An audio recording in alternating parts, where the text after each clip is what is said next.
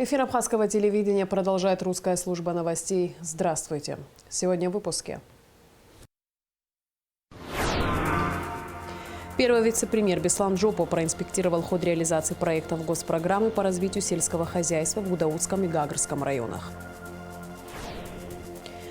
Министр здравоохранения Эдуард Бутба обсудил работу онкоцентра с главврачом Нартом Гамге.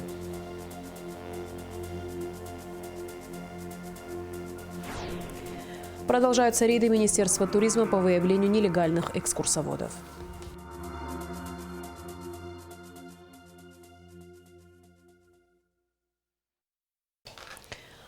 Спикер Народного собрания Лаша Ашуба встретился с депутатом Госдумы Анастасией Удальцовой.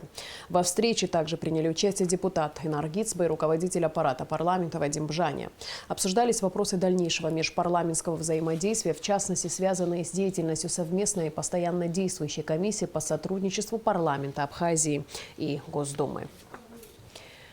Первый вице-премьер, министр сельского хозяйства Беслан Джопо посетил машинно-технологические станции Гудаутского и Гагарского районов, а также проинспектировал ход реализации проектов госпрограммы по развитию сельского хозяйства. В инспекционной поездке специалистов Минсельхоза сопровождала наша съемочная группа. Репортаж Лауры Капш.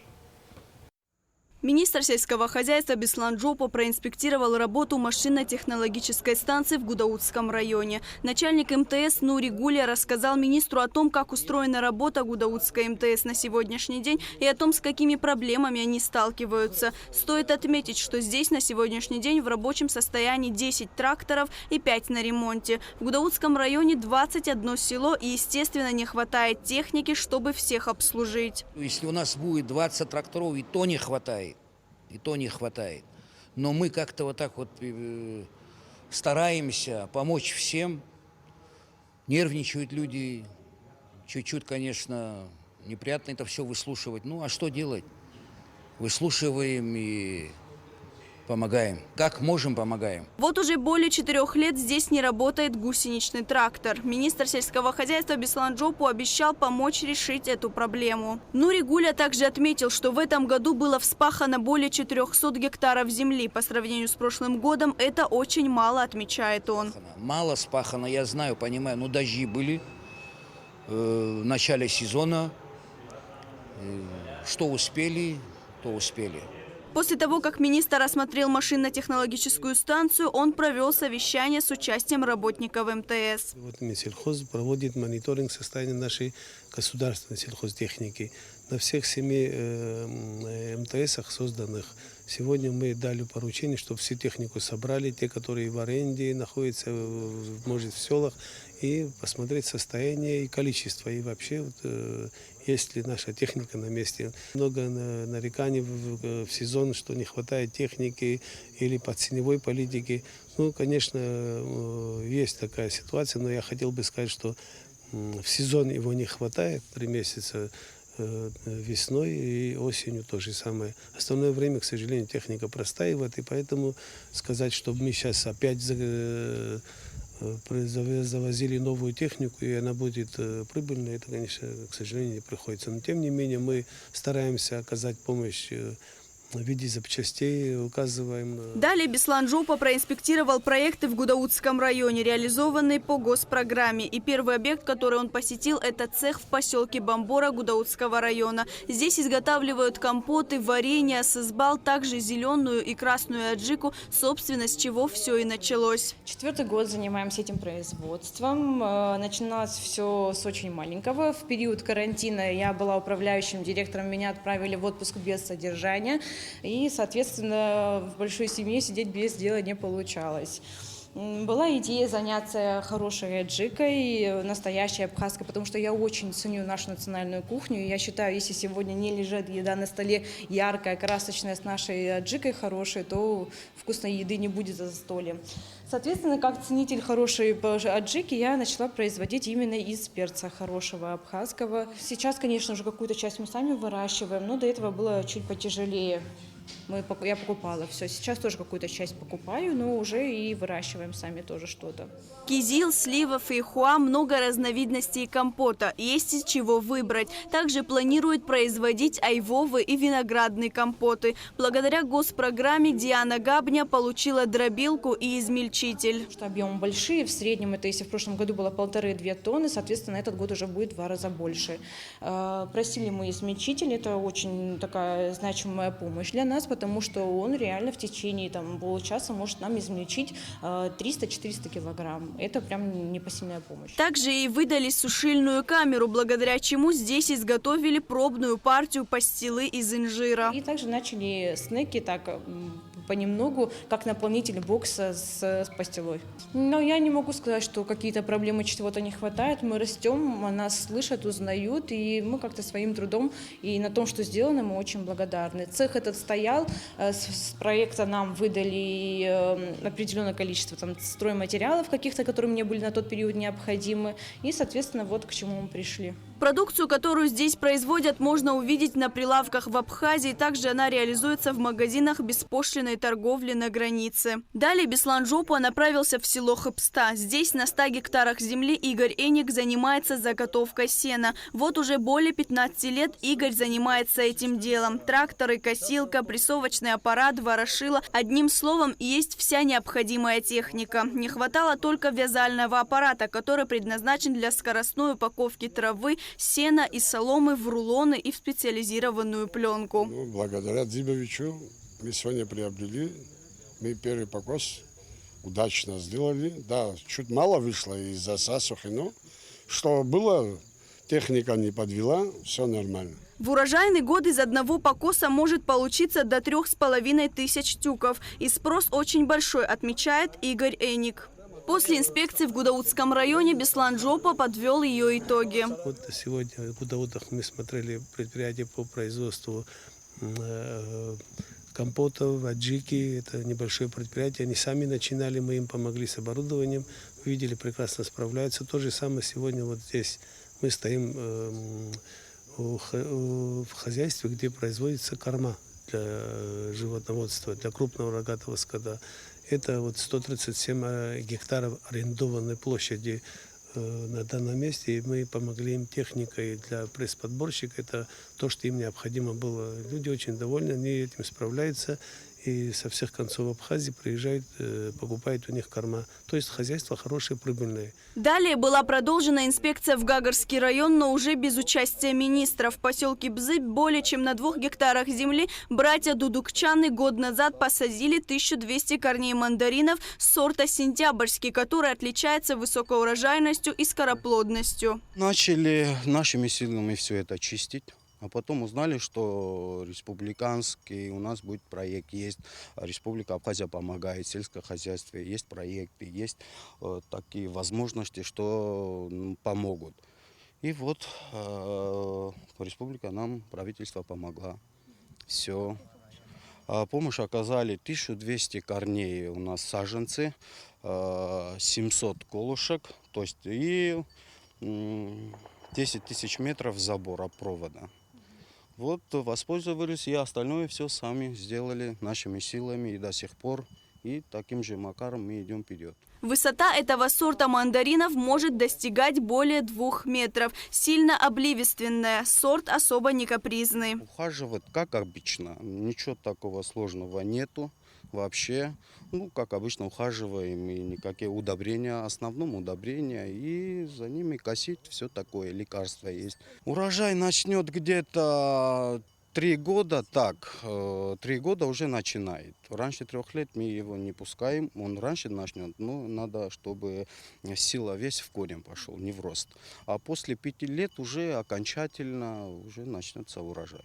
Работники Минсельхоза также проинспектировали работу машинно-технологической станции в Гагарском районе. Начальник МТС Рауф Кутарба рассказал о том, как устроена работа МТС на сегодняшний день и о том, с какими проблемами они сталкиваются. На балансе станции 11 видов техники, 6 единиц пахотных, из них 5 всегда наготове. Во время наводнения, которое произошло в июле этого года, вода затопила помещение, и вся техника, которая здесь стояла, пострадала. 39 лет здесь я работаю. Я не видел такое бедствие, стихийное я не видел. Вся техника пострадала? Вся техника пострадала, но из них мы уже 3-4 восстановили. Вот сейчас осталось вот это 1, 2, ну, третий там стоит. Вот больше у нас, ну это тоже мы в течение месяца-два мы добьем до конца, и они все будут на ходу. В этом году по Гагарскому району было вспахано более 200 гектаров земли. Как отмечает начальник МТС Рауф Кутарба, пахотных угодий здесь мало. В таких местах там есть непроходимые места для тракторов. Мы там не можем работать, потому что там склоны такие выше 4-5 градусов, нельзя его использовать. А так, где может трактор работать, мы все это... А в прошлом году было больше или... Больше было, конечно. А помимо Гагарского района в Гудаутске? Обязательно. Мы помогаем. 3-4 села мы тоже обязательно подключаемся. Инспекционные поездки министра сельского хозяйства будут продолжены и в другие районы республики. Лаура Капш, Алексей Гухава, Абхазское телевидение. По поручению президента Абхазии глава МИД Инал Арзанба проводит рабочие встречи в районах республики с общественностью и представителями районных администраций собраний. На этот раз встреча прошла с общественностью нового района и старого поселка, а также с активом администрации Сухумского района. Главная цель подобных встреч – проинформировать граждан о текущих результатах работы МИД, о современной международной обстановке, об актуальных аспектах абхазо-российских отношений. Инал Арзанба отдельно прокомментировал вопрос безопасности на Южном Кавказе. Грузия имеет два сценария по отношению к Абхазии. Первый сценарий называется «вовлечение без признания». Это так называемая мягкая сила. Грузины при поддержке американцев исходят из того, что за счет бесплатного здравоохранения, за счет работы вот этих неправительственных международных организаций они смогут привлечь наших людей, вовлечь наш народ и таким образом решить, как они говорят, проблему Абхазии. Это мягкий сценарий, это то, что мы видели во многих постсоветских странах, это произошло, к сожалению, в той или иной модификации. Это вот первый такой сценарий грузин. Но второй сценарий грузин остается в действии. Это сценарий военного решения абхазского вопроса, как они говорят. В связи с этим Грузия тратит сотни миллионов долларов на наступательные вооружения. Грузины начинают производство ударных, а не разведывательных дронов, беспилотных летательных аппаратов. Это все не оборонительные вооружения. А зачем грузины столько денег тратят на наступательные вооружения? Ну, наверное, чтобы их применить в какой-то нужный момент. Репортаж о встрече Инала Арзанба с общественностью нового района и старого поселка, а также с активом администрации Сухумского района смотрите в ближайших выпусках новостей. В ТПП Абхазии прошла встреча с представителями субъектов малого и среднего предпринимательства Ставропольского края, прибывших в Абхазию с двухдневным рабочим визитом. Такие миссии являются следствием добрососедских и деловых отношений с регионами Российской Федерации. Мы заинтересованы в приезде как можно большего числа предпринимателей и инвесторов в нашу республику, подчеркнула президент ТПП Тамила Мирцхулава, приветствуя гостей.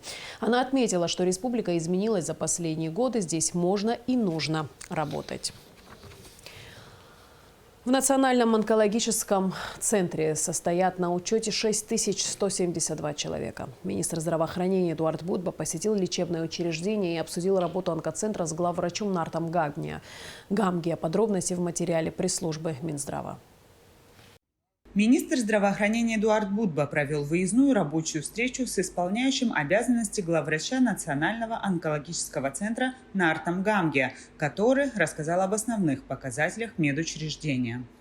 Общее количество больных, которое у нас стоит на учете, 6172 человека. В настоящее время в республике стоят на онкологическом учете.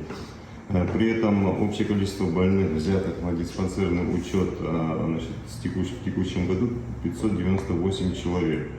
В 2002 году в сравнении 493 человека. То есть мы увеличили количество человек, которые взяли на учет. Из них с подтвержденным диагнозом рак 381 человек, по сравнению с 2002 годом 390. Но здесь я хочу отметить, что 217 человек мы взяли на учет с фоновыми и предраковыми заболеваниями. Это говорит о том, что эти больные фактически до рака не доведены.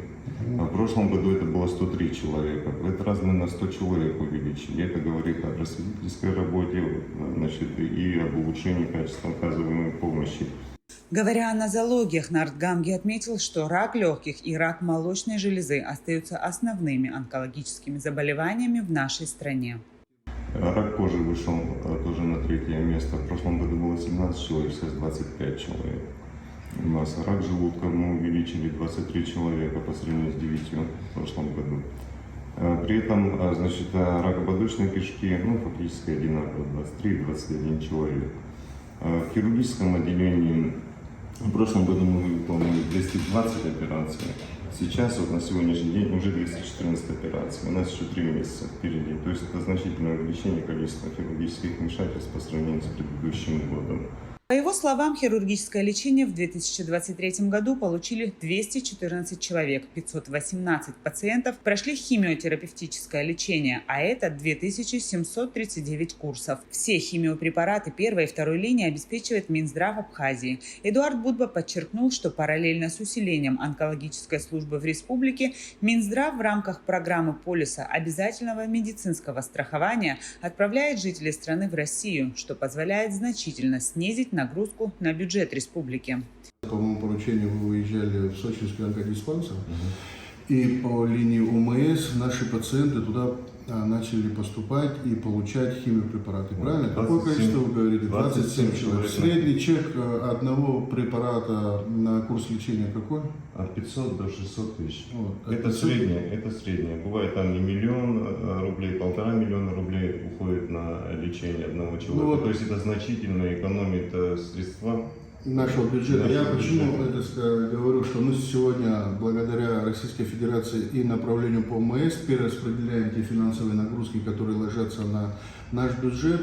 27 пациентов с средним чеком около 500 тысяч рублей. Мы понимаем, о какой цифре мы говорим. Да, спасибо Российской Федерации. В этом направлении мы активно работаем, взаимодействуем. Еще хотел бы отметить о том, что и здесь на месте мы увеличиваем объем финансирования именно на таргетную терапию. Да? Около 40 миллионов в этом году. Мы находим понимание у руководства республики. Лечение граждан – приоритетное направление для государства, подчеркнул Эдуард Будба. К концу текущего года в медучреждении будет установлено дорогостоящее хирургическое оборудование для онкоцентра, купленное несколько месяцев назад и находящееся в пути в Абхазию. Нартгамги рассказал министру о проделанных в медучреждении ремонтных работах. Окрашен фасад здания, отремонтирована кровля, установлены желоба и снегоотводы. С начала года в Абхазии выявлено 36 гидов-нелегалов. В Абхазии около 500 лицензированных экскурсоводов, которые проходят курсы подготовки в Минтуризма и периодически повышают свою квалификацию. Однако есть и нелегальные экскурсоводы, которые мешают работать и искажают историю Абхазии. 13 сентября прошел рейд на территории Гагарского района. Правонарушителей выявлено не было. Заместитель министра туризма Астамур Барцис отметил, что за хороший результат. Он отметил, что тенденция правонарушений в данной деятельности не снижается. В парке Славы в Сухуми проводятся восстановительные работы к 30-й годовщине победы в Отечественной войне народа Абхазии. На многих надгробиях со временем стерлись надписи. Они будут отреставрированы. Надписи будут восстановлены и на самом мемориале. По поручению главы администрации города Беслана Федоровича Эшба были начаты работы по восстановлению мемориального комплекса, а именно по восстановлению надписей над надгробиями. Также ведутся работы по восстановлению гранита в тех местах, где был он поломан со временем. Также будет установлено еще одно надгробие. Квициния Борис Мутович, 51 года рождения, в 93 году он без вести пропал и недавно был найден. Ведутся работы уже недели 2. Также планируется почистить весь гранит, весь мрамор. И к 22 часу завершить все работы. Изначально все надгробия были отполированы, сейчас нанесли золотистым цветом, то есть опрыскивателем нанесли, чтобы придать цвет самим надписям. На надгробии это краска цвета золотистого. Также на главном комплексе будут проведены работы по восстановлению надписей.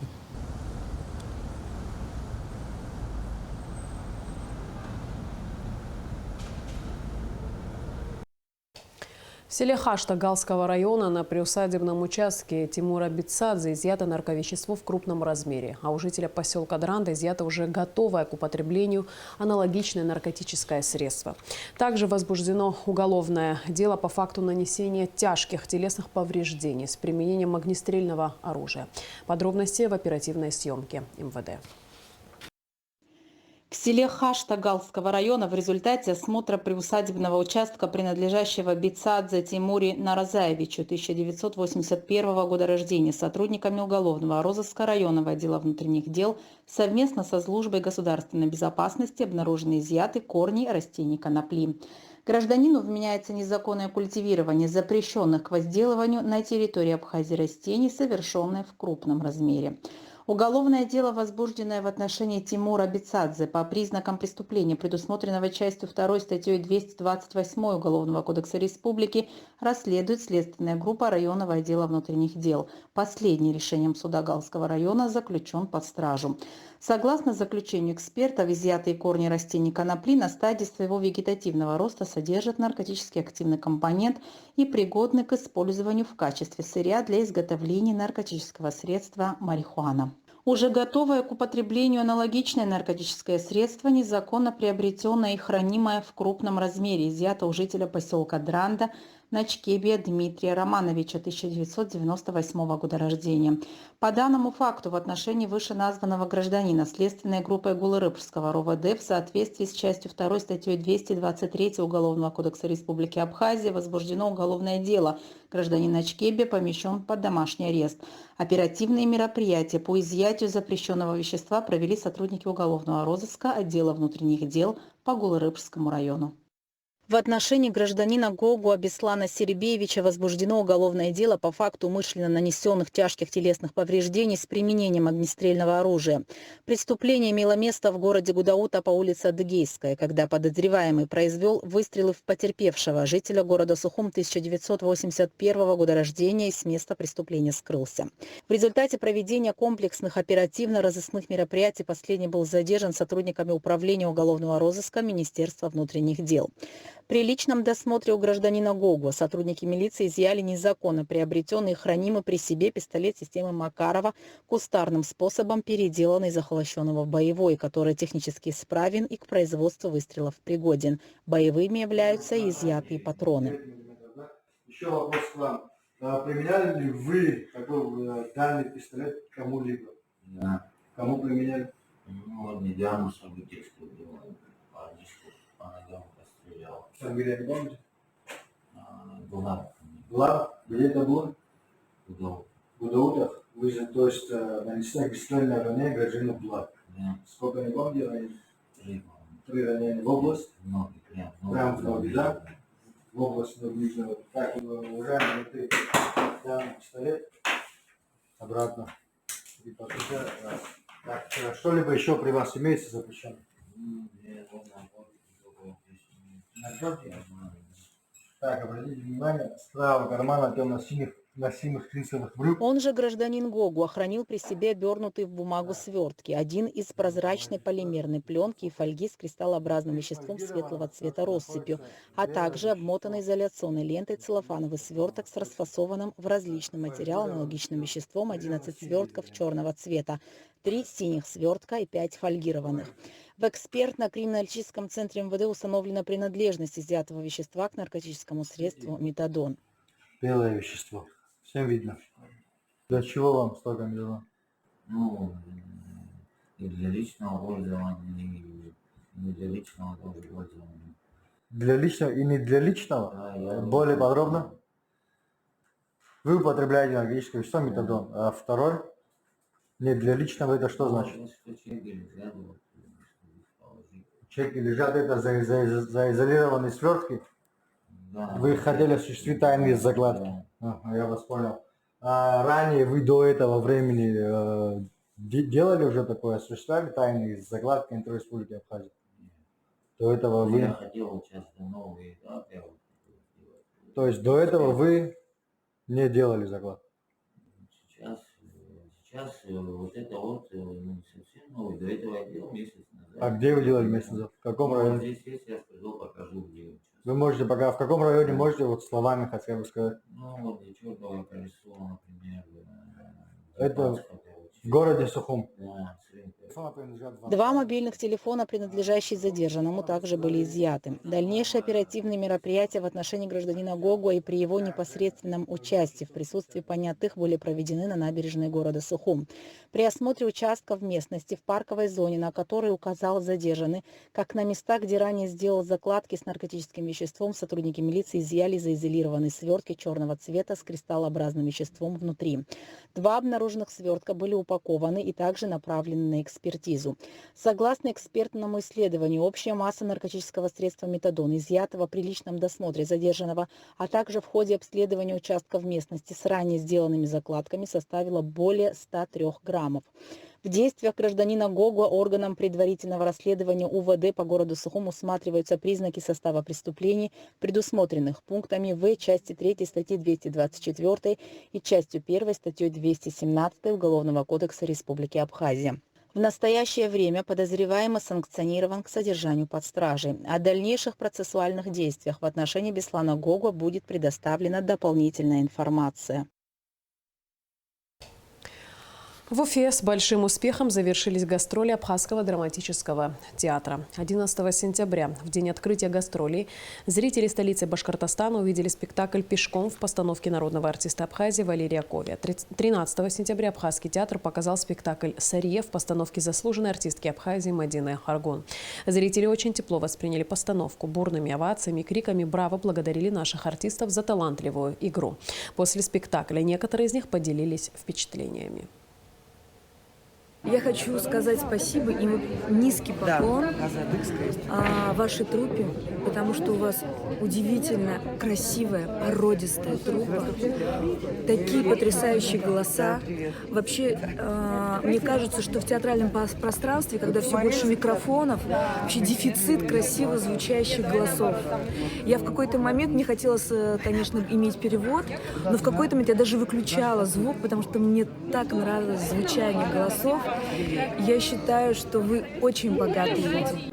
Про то, что мы видели, вы знаете, это невероятно сильно, здорово. Это, как говорит у нас сейчас молодежь, что это очень круто, но это на самом деле очень круто.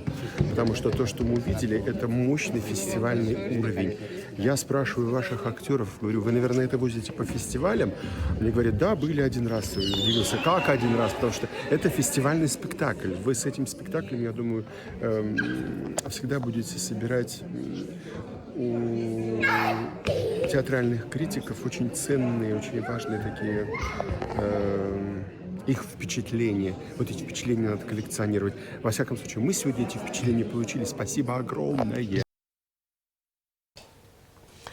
Между Федерацией айкидо Абхазии и Национальным советом айкидо России подписано соглашение о сотрудничестве, сообщает Госкомспорт. Стороны будут содействовать участию спортсменов команд и тренеров в международных спортивных мероприятиях, проводимых в обоих государствах, а также поощрять организацию учебно-тренировочных сборов и совместных тренировок. Сборная Абхазии сыграет на чемпионате мира по футболу КОНИФА-2024 в иракском Курдистане, сообщает «Спутник Абхазия» со ссылкой на президента Федерации футбола Абхазии Шабата Логуа. После жеребьевки в отборе к турниру абхазская сборная должна была сыграть с командами Южной Осетии и Арцаха.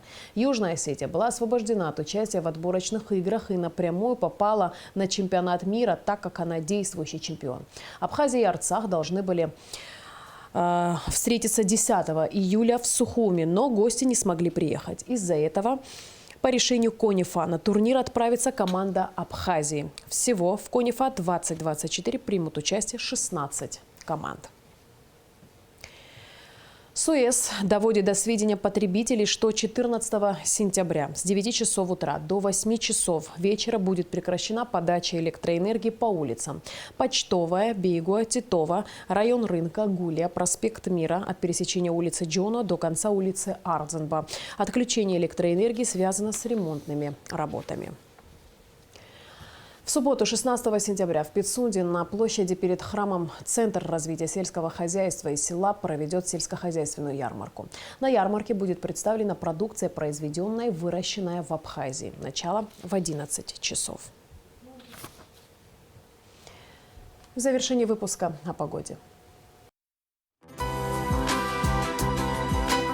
По сообщению Гидрометцентра, в четверг, 14 сентября, на территории Абхазии ожидается переменная облачность местами. Ночью и утром кратковременный дождь и гроза, днем без осадков. Температура воздуха ночью плюс 11-16, днем 19-24. Температура морской воды плюс 28.